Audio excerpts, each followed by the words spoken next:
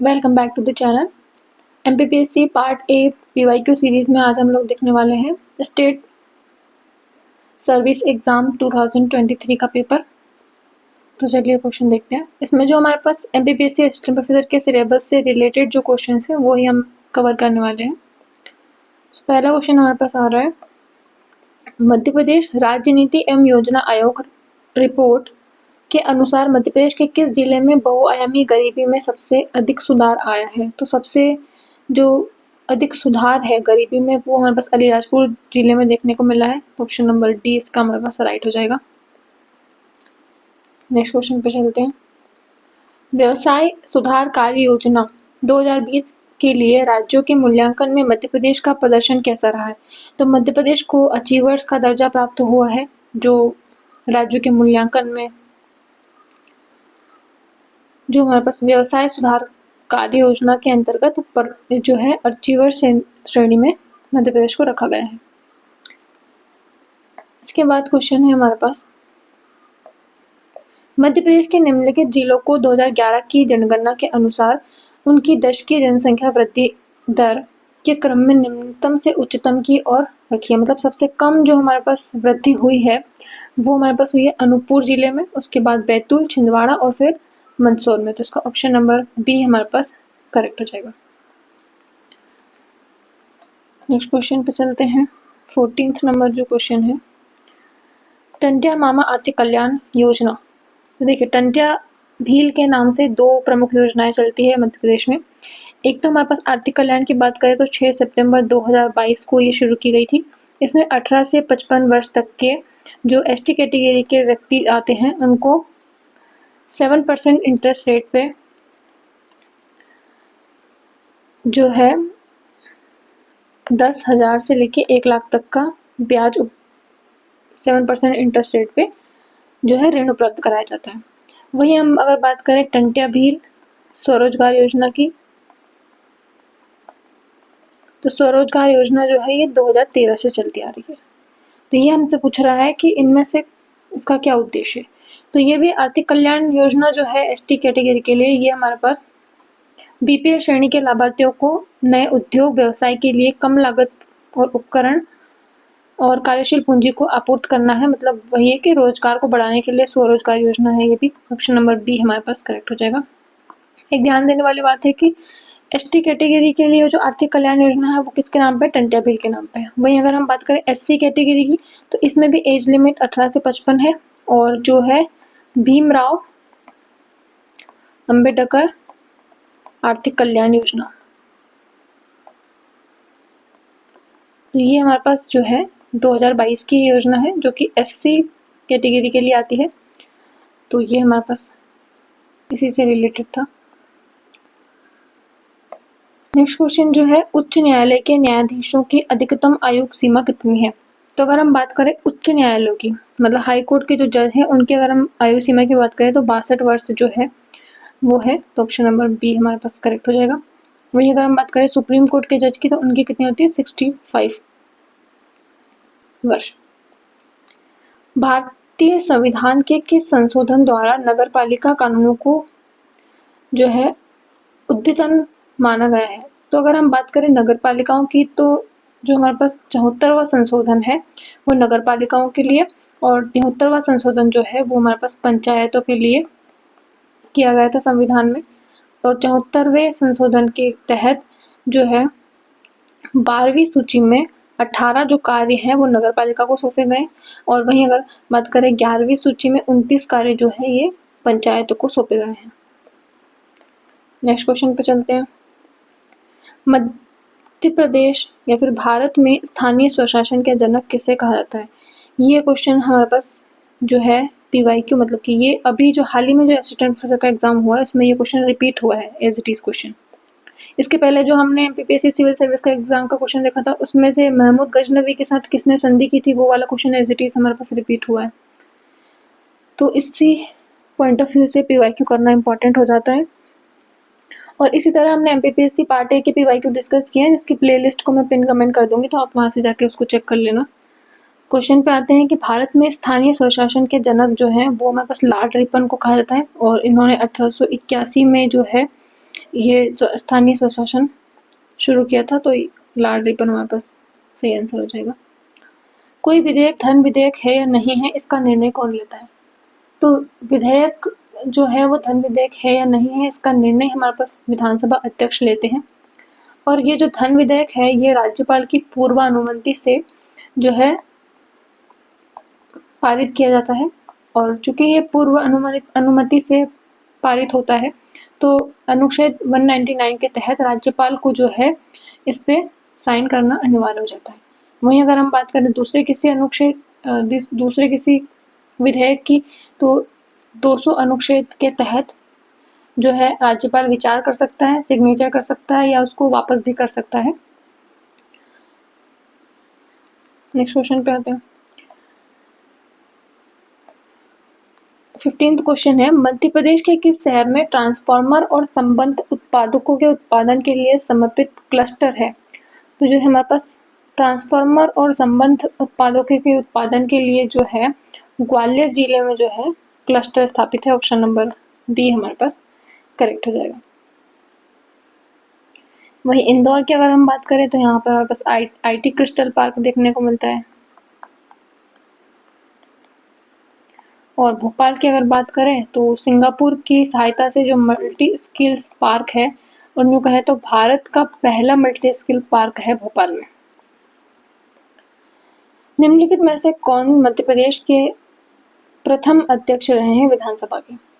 तो विधानसभा अध्यक्ष की बात करें तो जो हमारे पास पंडित कुंजीलाल दुबे हैं, ये हमारे पास प्रथम विधानसभा अध्यक्ष रहे हैं। और प्रथम होने के साथ साथ सर्वाधिक कार्यकाल भी इन्हीं का रहा है विधानसभा अध्यक्ष पद पर। इसका ऑप्शन नंबर डी हमारे पास करेक्ट। राष्ट्रीय अनुसूचित जनजाति आयोग के अध्यक्ष और उपाध्यक्ष के अतिरिक्त सदस्यों की कुल संख्या कितनी होती है? ठीक है, अगर हम बात करें राष्ट्रीय अनुसूचित जनजाति आयोग की, तो राष्ट्रीय जो है हमारे पास आर्टिकल 338A के तहत जो है 19 फरवरी 2004 में हमारे पास सामने आया था। इसमें अगर हम बात करें तो टोटल सदस्यों की संख्या कितनी होती है? 5 होती है। तो एक तो हमारे पास अध्यक्ष हो गया, दूसरा हमारे पास उपाध्यक्ष, और इसके अलावा जो है हमारे पास 3 सदस्य होते हैं। ठीक है, जो कि इसमें क्या होता है कि अधिकतम 2 बार ही कोई व्यक्ति जो है सदस्य बन सकता है, ये इसकी शर्त है। तो ये हमारे पास इससे रिलेटेड जानकारी थी। इसी के साथ हम बात कर लेते हैं राज्य अनुसूचित आयोग की भी, अनुसूचित जनजाति आयोग।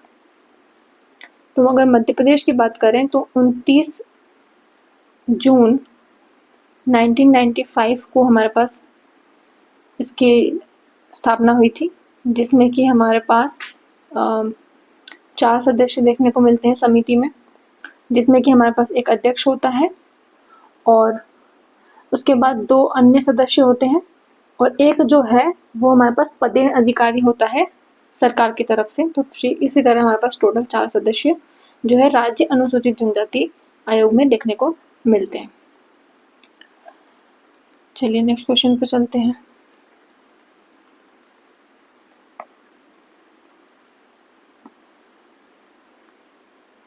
कुछ आईसीटी से रिलेटेड क्वेश्चंस देख लेते हैं। निम्नलिखित में कौन सा एक ई प्रोक्योरमेंट पोर्टल नहीं है? तो अगर हम बात करें ई प्रोक्योरमेंट पोर्टल की, तो यहाँ पे हमारे पास एमपी टेंडर्स और जेम पोर्टल जो कि 2016 में सामने आया था, और एमपी लून जो ये सभी हमारे पास है, लेकिन एमपी ऑनलाइन जो है इसके अंतर्गत नहीं आता है। तो ऑप्शन नंबर सी हमारे पास करेक्ट हो जाएगा। इसके अलावा क्वेश्चन है, निम्नलिखित में से कौन सा साइबर हमले का एक प्रकार है जिसमें उपयोगकर्ता को संवेदनशील सूचनाओं को जाहिर करने के लिए छल करना शामिल है? तो ये जो है फिशिंग का काम है, ये साइबर क्राइम के अंतर्गत आता है। ऑप्शन नंबर ए हमारे पास करेक्ट हो जाएगा।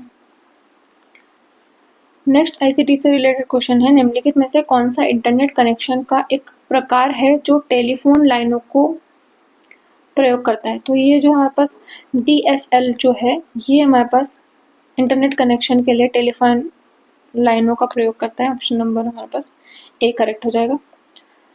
अनदर आईसीटी का क्वेश्चन है, साइबर सुरक्षा में एक फायरवॉल का क्या उद्देश्य है? तो फायरवॉल जो है ये क्या काम करता है? नेटवर्क को अनधिकृत पहुंच को अवरुद्ध करता है, मतलब जो अननेसेसरी जो हमारे पास जो हमारे सिस्टम के लिए हार्मफुल जो नेटवर्क है उसको अनधिकृत पहुंच को अवरुद्ध करता है, मतलब उसको सिस्टम में आने से रोकता है। साइबर सुरक्षा है, फायरवॉल। ऑप्शन नंबर बी हमारे पास करेक्ट हो जाएगा। ई कॉमर्स का निम्नलिखित में से कौन सा लाभ है? तो ई कॉमर्स जो है सीमित तो नहीं है, और ये जो है व्यक्तिपरक की अक्षमता नहीं है, ऊंची परिचालन लागतें भी इसमें नहीं है। हमारे पास 24/7 जो है, मतलब ऑलवेज हर टाइम पे हमारे पास अवेलेबल होता है ई कॉमर्स, इसका लाभ हम ले सकते हैं। तो ये इसका प्रमुख लाभ हो जाएगा। फ्लिपकार्ट, अलीबाबा और अमेजोन किसके उदाहरण है? तो इसमें हमारे पास B2C जो होगा मोस्ट करेक्ट होगा, लेकिन इसमें C2C भी में भी इसको माना जाता है, तो दोनों ही ऑप्शन इसमें करेक्ट माने गए हैं। अगले क्वेश्चन पे बढ़ते हैं।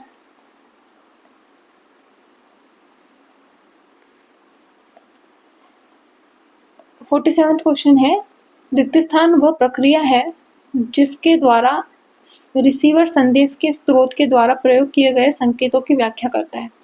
तो विसंकेतन जो है वो ऐसी प्रक्रिया है जिसमें कि रिसीवर संदेश के स्रोत के द्वारा प्रयोग किए गए संकेतों की व्याख्या करता है। तो ये हमारे पास ऑप्शन नंबर बी करेक्ट हो जाएगा। निम्नलिखित में से कौन सा वेब ब्राउजर नहीं है? तो अगर हम बात करें इंटरनेट एक्सप्लोरर की और मोजिला फायरफॉक्स की, ये पहला है। गूगल क्रोम जो है ये भी हमारे पास ब्राउजर है। याहू जो है ये हमारे पास ब्राउजर में नहीं आता है। ऑप्शन नंबर डी हमारे पास करेक्ट हो जाएगा। चैट जीपीटी का विकास किसके द्वारा किया गया है? तो चैट जीपीटी एक एआई है, और एआई की बात करें तो जॉन मैकार्थी जो है वो एआई के जनक माने जाते हैं। वहीं अगर हम बात करें चैट जीपीटी की, तो ये एक ओपन एआई है, ना तो ये गूगल के द्वारा है, ना ही एप्पल के द्वारा, ना ही माइक्रोसॉफ्ट के द्वारा। ये एक ओपन एआई के द्वारा बनाया गया है। तो ऑप्शन नंबर बी हमारे पास करेक्ट हो जाएगा। अगला क्वेश्चन है, दूसरी पीढ़ी के कंप्यूटरों में कौन से इलेक्ट्रॉनिक उपकरण का प्रयोग किया गया था? इससे पहले वाले वीडियो में भी हमने देखा है कि वैक्यूम ट्यूब जो है वो पहली पीढ़ी में प्रयोग किया जाता था, ट्रांजिस्टर दूसरी पीढ़ियों में प्रयोग किया जाता था, और सीएल जो है हमारे पास चिप है वो हमारे पास तीसरी पीढ़ी में प्रयोग की जाती थी। तो इसी तरह हमसे पूछा है दूसरी पीढ़ी में, तो ट्रांजिस्टर जो है वो दूसरी पीढ़ी में आता है। देखिए, अभी असिस्टेंट प्रोफेसर का जो एग्जाम हुआ था उसमें पूछा गया था कि वैक्यूम ट्यूब से ट्रांजिस्टर पर कौन सी पीढ़ी पर शिफ्ट करने के दौरान जो है बदला गया था। तो पहली पीढ़ी में वैक्यूम ट्यूब यूज होता था, और पहली से दूसरी में आते आते ट्रांजिस्टर का प्रयोग होने लगा। तो उसका सही आंसर जो है ट्रांजिस्टर आ जाता है। चलिए इसके अलावा और क्वेश्चन देखते हैं।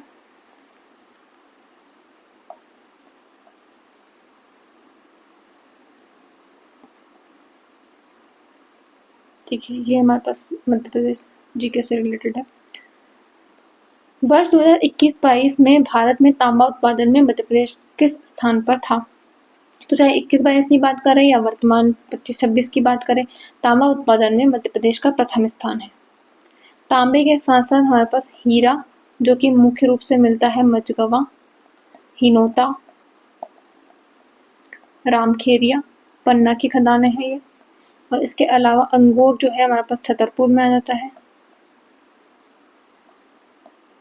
तो ये हमारे पास हीरे में भी प्रथम स्थान है। इसके अलावा हम बात करें गेरू, तो गेरू हमारे पास प्रमुख रूप से सतना में देखने को मिलता है।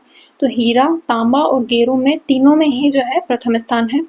अगर हम तांबा की खदानों की बात करें तो प्रमुख रूप से मलाजखंड जो है बालाघाट और छिंदवाड़ा क्षेत्र आ जाता है। तो मलाजखंड प्रमुख जो है हमारे पास खदान है तांबे की, जिसको तांबा नगरी भी कहा जाता है। ठीक है, चलिए आगे देखते हैं।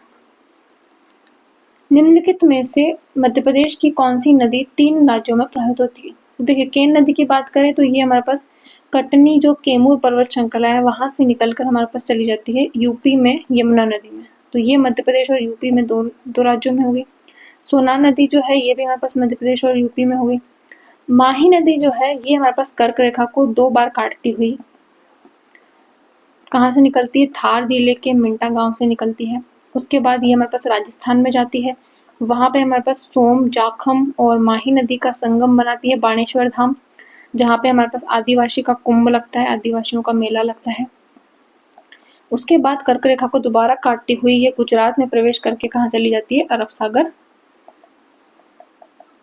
में विलीन हो जाती है। तो माही नदी जो है वो 3 राज्यों में प्रवाहित होती है। ऑप्शन नंबर सी हमारे पास करेक्ट हो जाएगा। वहीं बेतवा नदी की बात करें तो ये हमारे पास रायसेन जिले से निकलती है और यही यमुना नदी में उत्तर प्रदेश में चली जाती है, तो 2 राज्यों में हो गई। अगला क्वेश्चन जो है मिट्टियों से रिलेटेड है। निम्नलिखित में से कौन सी विशेषता मध्य प्रदेश की मिट्टी, काली मिट्टी के संदर्भ में सही नहीं है?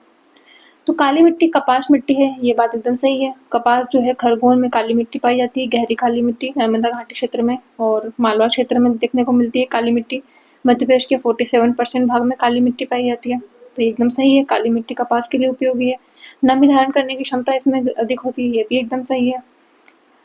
इसकी संरचना कांटेदार लेकिन कभी-कभी भुरभुरी होती है, तो ये भी हमारे पास सही है। और इसके साथ-साथ काली मिट्टी जो है उसको स्वतः जोत वाली मिट्टी भी कहा जाता है।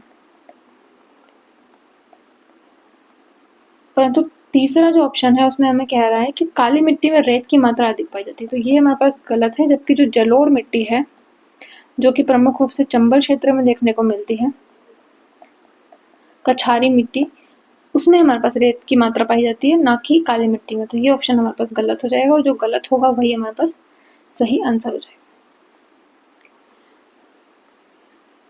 नेक्स्ट क्वेश्चन है, सकुपर विजयोपरांत चंद्रगुप्त द्वितीय ने, या फिर बात करें विक्रमादित्य ने, इसी के कारण इनको क्या कहा गया था? सकारी कहा गया था।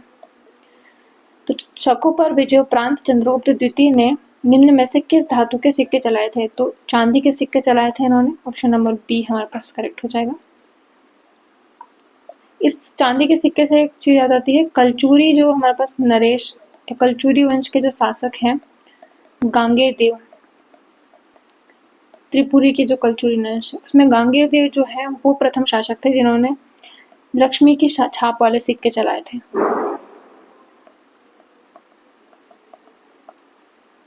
ठीक है, चलिए नेक्स्ट क्वेश्चन देखते हैं।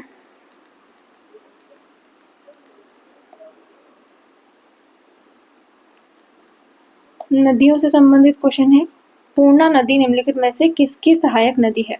तो पूर्णा नदी जो है वो ताप्ती नदी की सबसे प्रमुख सहायक नदी है। ऑप्शन नंबर बी हमारे पास करेक्ट हो जाएगा।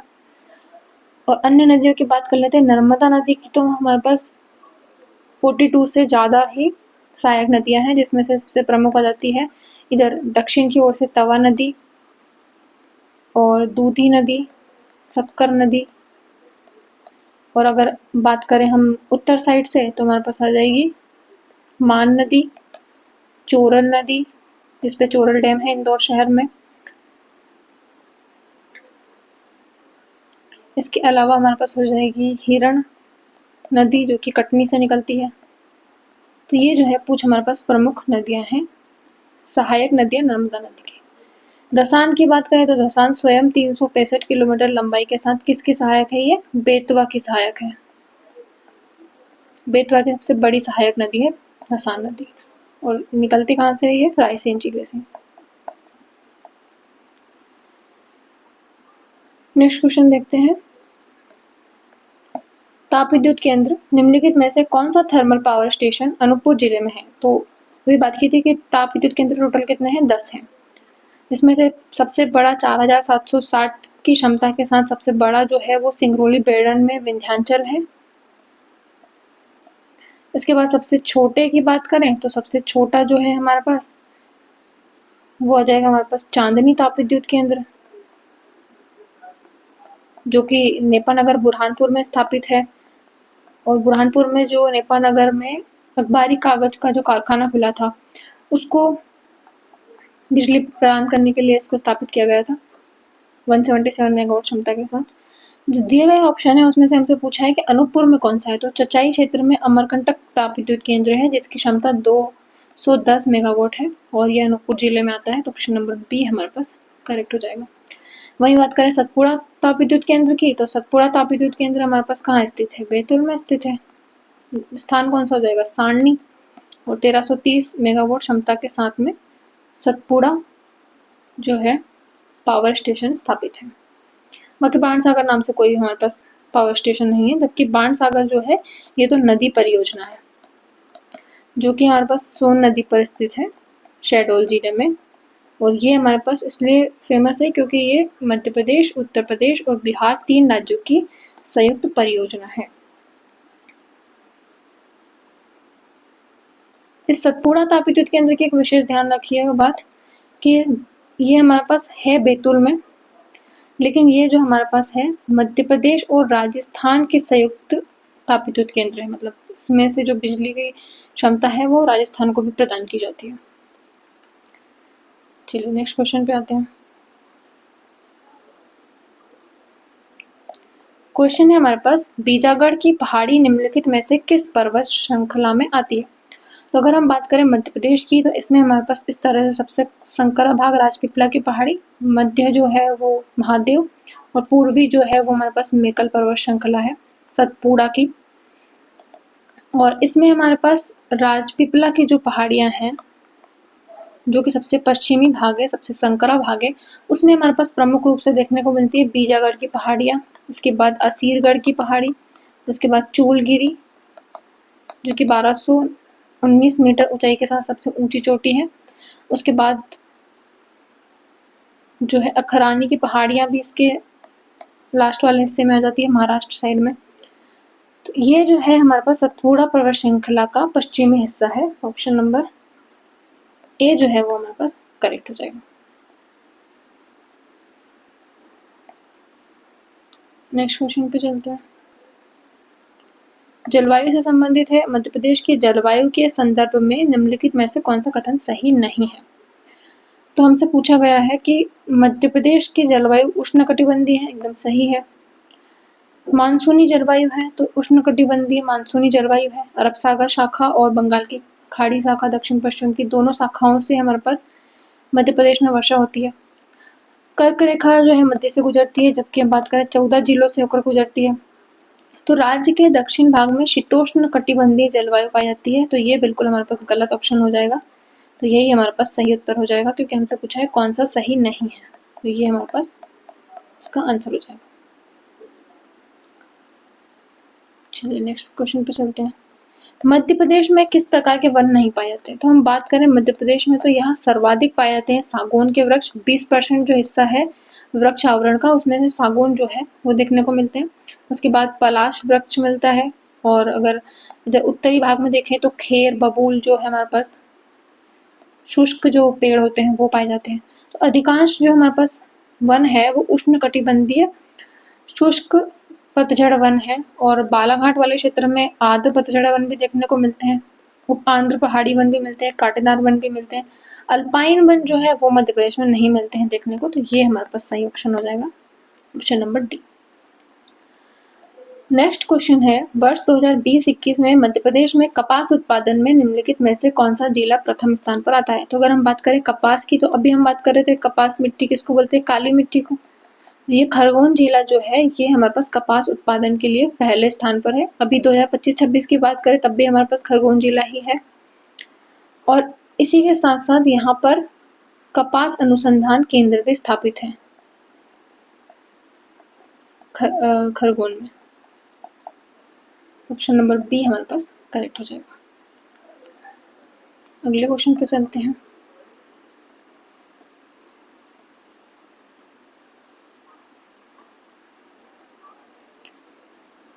अगला क्वेश्चन है, भीमा नायक का संबंध किस रियासत से था? तो भीमा नायक जो है वो हमारे पास निमाड़ क्षेत्र से थे, और 1857 की क्रांति में ये बड़वानी के सेंधवा नामक स्थान से हमारे पास लड़ रहे थे। इनका जो जन्म है वो हमारे पास कहाँ हुआ था, पंचमहोली गांव में। और इनके जो साथी थे वो कौन थे, खाज्या नायक। अभी हाल ही में एपी का जो एग्जाम हुआ था उसमें पूछा गया था खाज्या नायक के पुत्र का नाम क्या है, तो फौलादी सिंह जो है इनका पुत्र था खाज्या जी का, जो कि ये भी हमारे पास 1857 की क्रांति में भाग लिए थे। ऑप्शन नंबर बी हमारे पास करेक्ट हो जाएगा। अगला क्वेश्चन है, जनजाति नेता सीताराम कंवर और रघुनाथ सिंह मंडलोई भिलाला अंग्रेज विरोधी क्रांति में कब शामिल थे? तो बात करें भीमा खाज्या जो है निमाड़ क्षेत्र बड़वानी से थे। इसी के साथ साथ जो सीताराम कंवर और रघुनाथ सिंह है ये भी हमारे पास भील जनजाति की उपजाति है भिलाला, उसी से हमारे पास ये भी किस क्षेत्र से लड़ रहे थे, निमाड़ क्षेत्र से लड़ रहे थे, और ये 1857 की क्रांति के ही योद्धा है। ऑप्शन नंबर बी हमारे पास करेक्ट हो जाएगा। वहीं अगर हम बात करें 1842 की, तो ये हमारे पास कब का है? बुंदेला विद्रोह है। यही 1857 क्रांति की नींव थी। और इसमें हमारे पास एक तो नरहूत से कौन थे? मधुकर शाह। इसी के साथ बात करें हृदय शाह, तो हीरापुर नरसिंहपुर से हमारे पास थे ये। और नरसिंहपुर से इसके अलावा इनके साथी और कौन थे? मदनपुर से ढेलन शाह। हृदय शाह और ये जो दोनों है ये गौड़ शासक थे। मधुकर शाह भी जो है वो भी हमारे पास गौड़ शासक है। चलिए नेक्स्ट क्वेश्चन देखते हैं। सागर के आंचलिक क्षेत्र में दिवाली के टाइम पर लोक नृत्य जो है कौन सा प्रचलित है? तो जो मोनी नृत्य है ये हमारे पास सागर वाले जो मतलब बुंदेलखंड में आ जाता है ये, तो ऑप्शन नंबर ए हमारे पास करेक्ट हो जाएगा। मोनी नृत्य प्रचलित है दिवाली के अवसर पर। बाकी डंडा नृत्य की बात करें तो ये किसका है? निमाड़ का है। और इसके साथ साथ काठी नृत्य जो है ये भी निमाड़ का है। चलिए नेक्स्ट क्वेश्चन देखते हैं।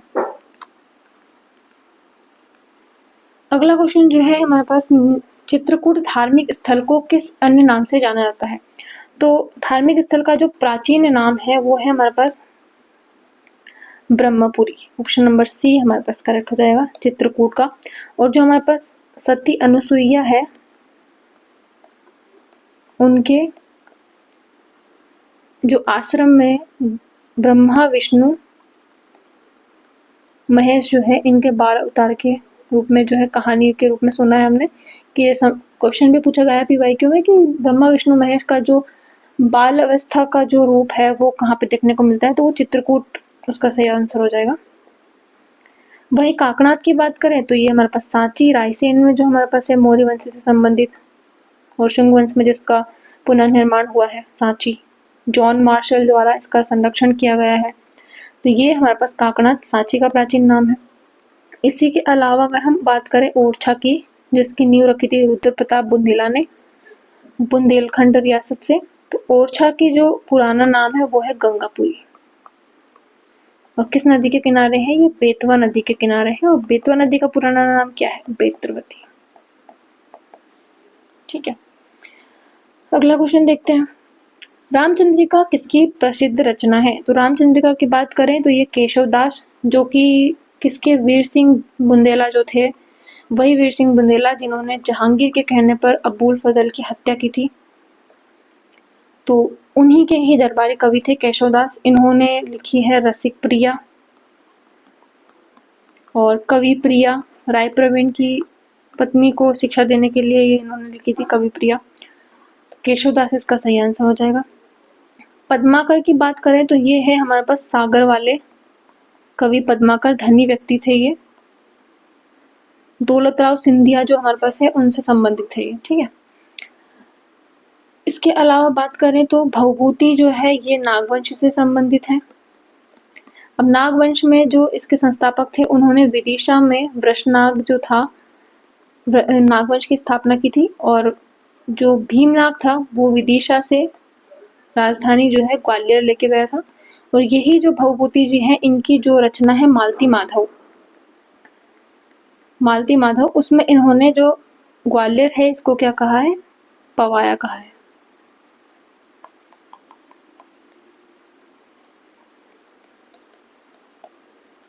तो ये था हमारे पास रचनाकारों और कवियों के संदर्भ में। अगला क्वेश्चन भी हमारे पास रचनाकार से संबंधित है। मुकुल किसकी प्रसिद्ध साहित्यिक रचना है? तो अगर मुकुल की बात करें तो मुकुल जो है सुमित्रा कुमारी चौहान की रचना है। ऑप्शन नंबर जो है डी हमारे पास करेक्ट हो जाएगा। वहीं अगर हम बात करें माखनलाल चतुर्वेदी की तो इनकी हीम तरंगिनी, हीम किरीटिनी ये प्रमुख रचना है।